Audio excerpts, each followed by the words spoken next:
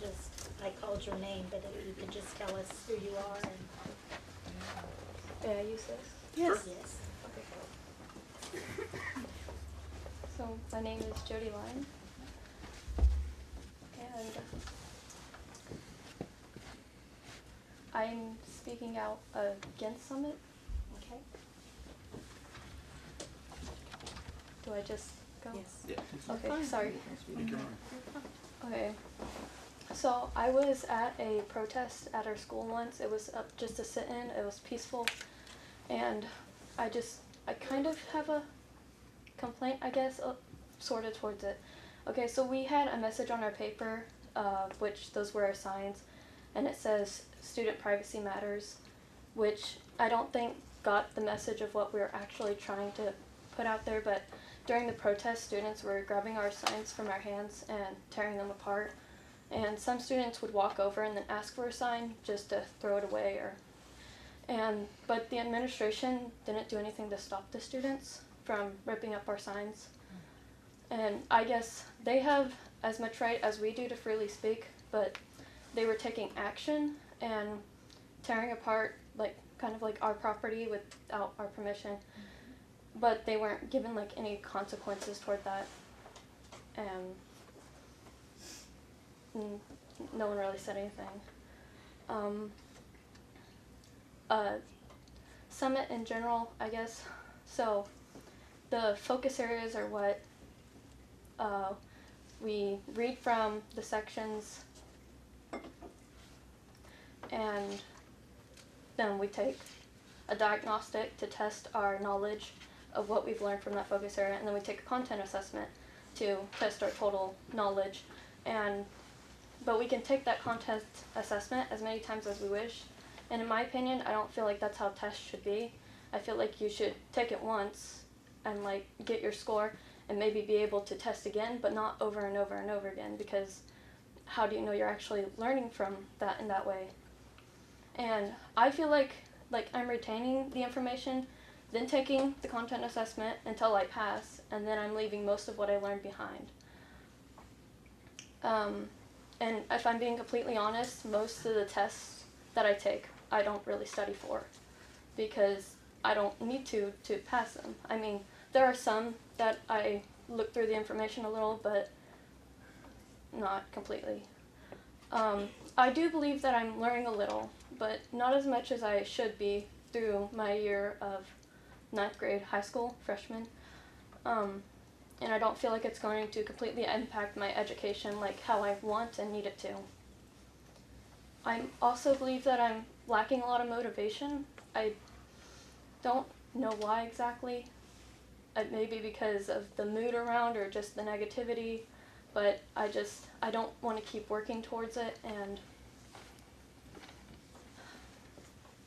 I don't know why. And that's the same with a lot of students. I feel like there's been a lot of negativity and just lacking the motivation to work with Summit. Okay,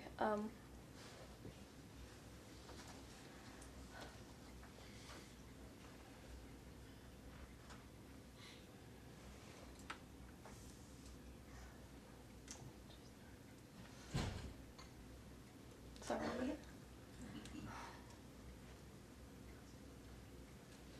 Okay, if we miss a day of class, we're unlikely to have that class for several days. It's kind of like a new setup they have. We have, we don't have 8 classes every day. We have, first hour is 1 hour and 30 minutes with sometimes a break in between of 5 minutes. So one day we'll have biology for first and second hour, and then the next day we'd have geometry for first and second hour. And I feel like we're missing a lot in that department, because you should have those classes every day so you can have the opportunity to speak to that teacher.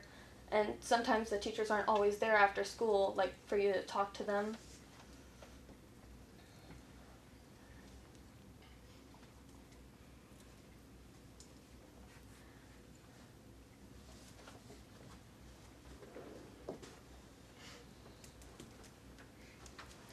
My grades. Honestly, I feel like I've always had like decent grades, like A's, and every once in a while I would get a B. And this year it's like the same mostly. I have A's and B's, but I don't feel like I'm earning those. I feel like the platform is kind of giving me those without me having to put work into it. And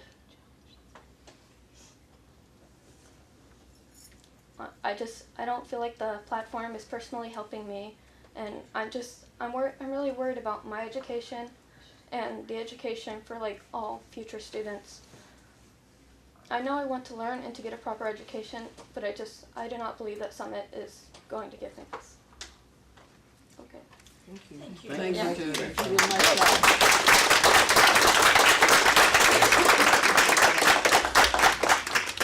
Takes a lot of courage for a young person to get up there and speak. Next, we would have John Brand.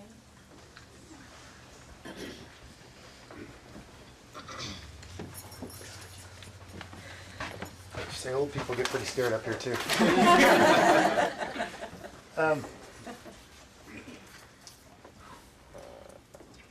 Well, thank you for letting me be on the agenda tonight. I asked for 7 to 10 minutes. I was told 7, but hopefully you'll give me a little grace because I think what I have to say is important and should be heard. First, my name is John Brand. I graduated from Wellington High School in 1989. My mom, my dad, my wife, and my 2 oldest kids also graduated from Wellington High School. I tell you all that because I want you to know that I bleed Crusader Red, and my family has for 3 generations now. I'm here from the heart. I truly am here from the heart. But I'm also here tonight because I've seen a dramatic change for the worse as a student in my daughter Olivia Brand over the course of this year. She's a sophomore at Wellington High School. I feel the change is because of the Summit Learning Platform. Let me back up and say that I am very supportive of redesign.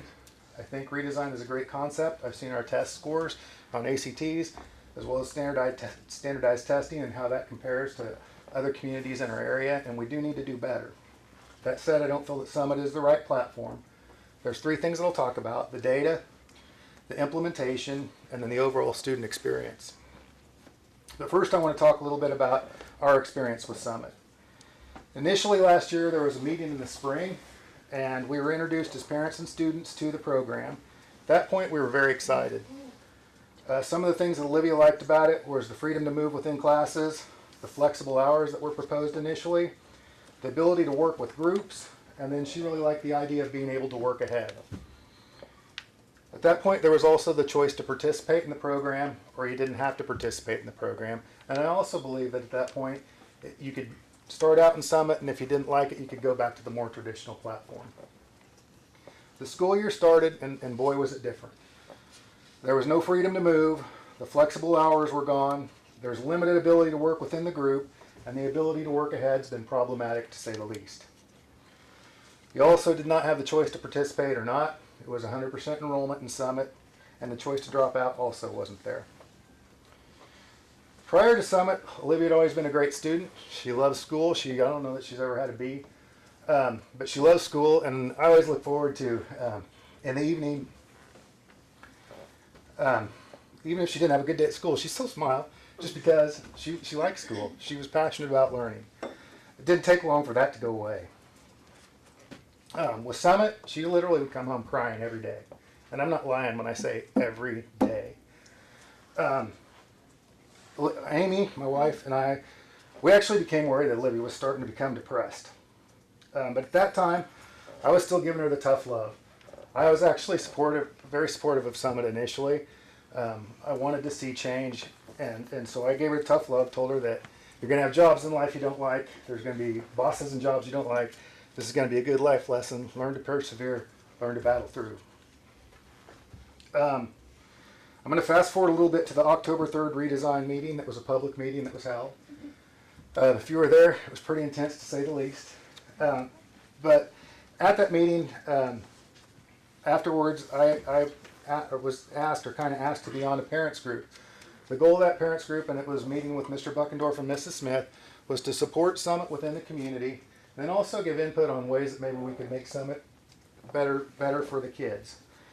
We didn't meet until November, and by November, I would become really concerned. Olivia's demeanor continued to darken, I guess would be a good word for it. So I did my own research on Summit at that point. And what I found I didn't like. There wasn't very much good. I won't say there wasn't any good out there, but there wasn't very much good out there. There's a whole lot of negative articles about Summit. A whole lot of negative data about Summit. At that first meeting, I did express those concerns, and I also asked for non-Summit sponsored data.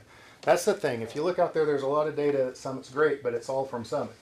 So I asked for non-Summit sponsored data that showed improved ACT scores or improved standardized testing scores.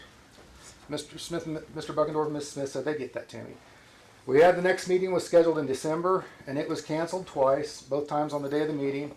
I sent an email expressing my concern because I felt that this was a very important group. And then I also asked for the answers to my questions about the scores on ACTs and standardized testing.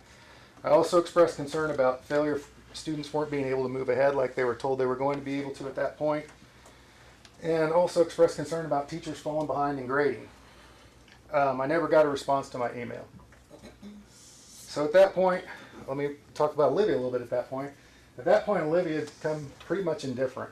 And that's when I got really scared. Because, you know, when she's depressed or angry, at least she's still passionate. When she's indifferent, she just didn't care. And that was really sad and scary to me. So I kind of concluded that with the analogy I gave her about the job or a boss, if I was that miserable, I'd look for another job or another boss. And I don't want Olivia to do that.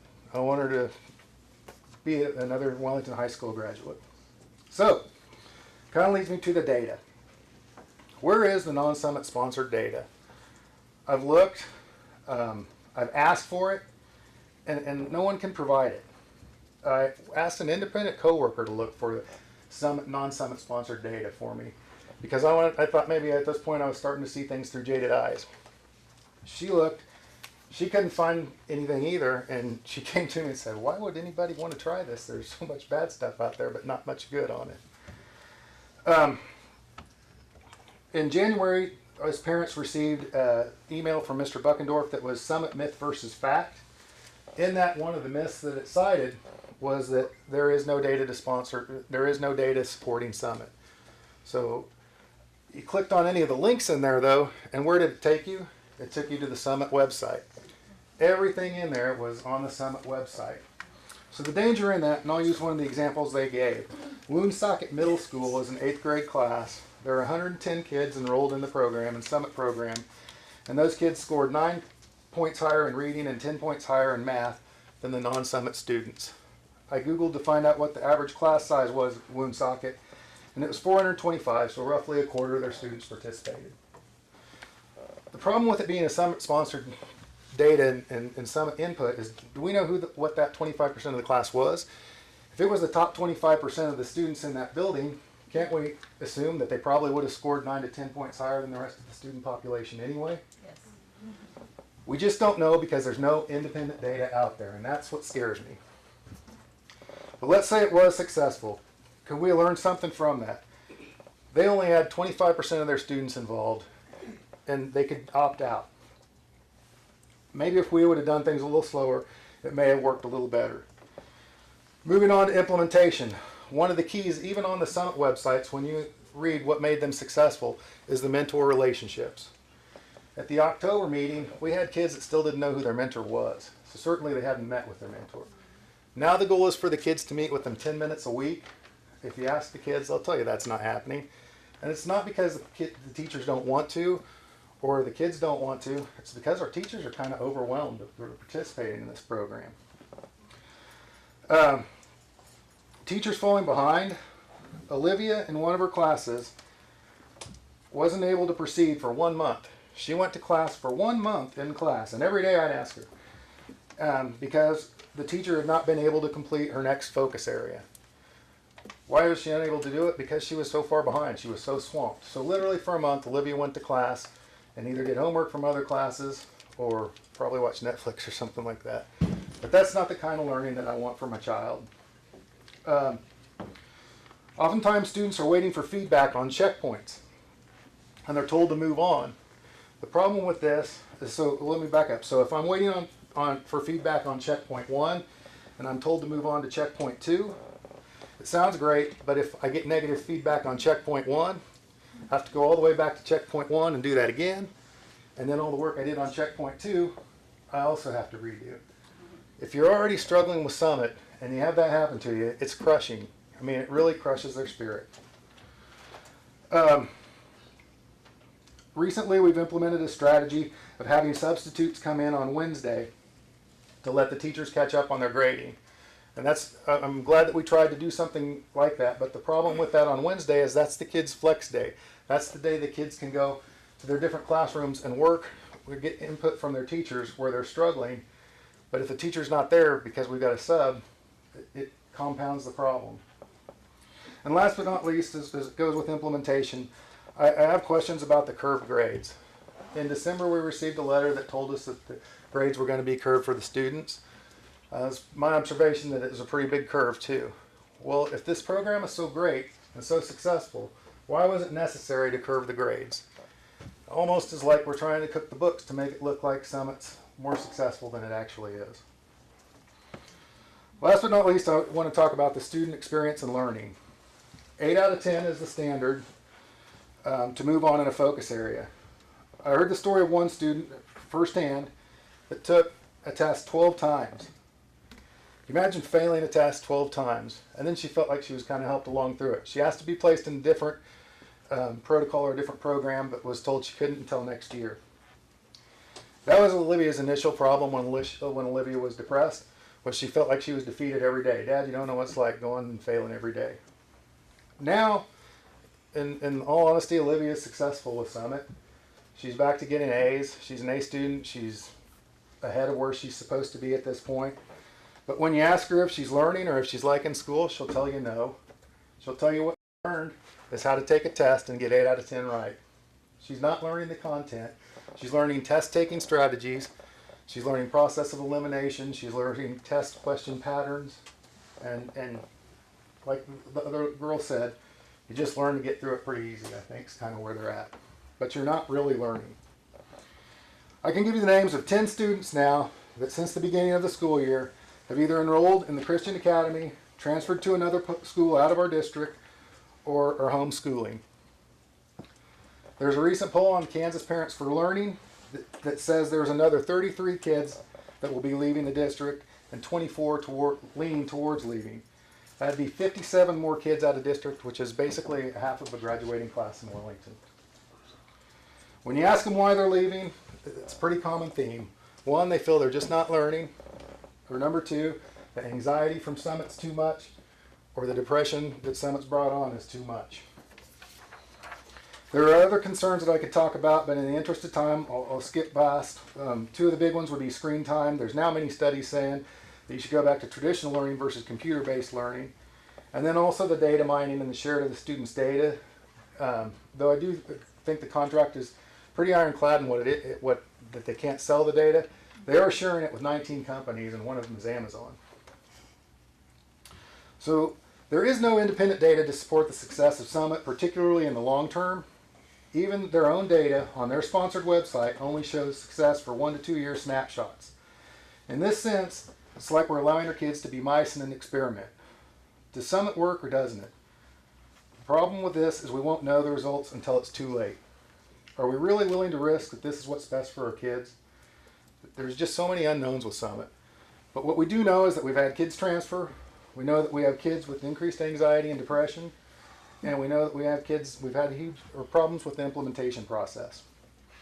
I'll leave you with this.